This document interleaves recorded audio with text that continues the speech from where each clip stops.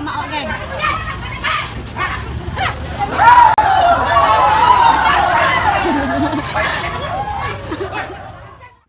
Belum lama ini viral aksi emak-emak membubarkan perkelahian pelajar.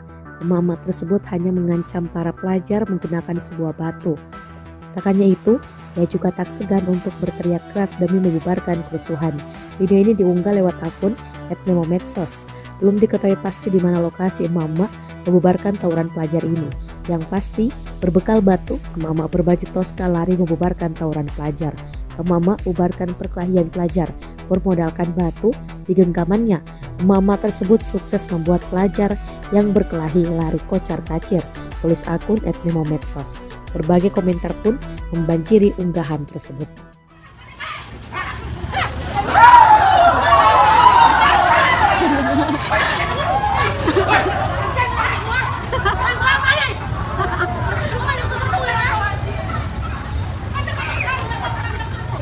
Berani keroyokan,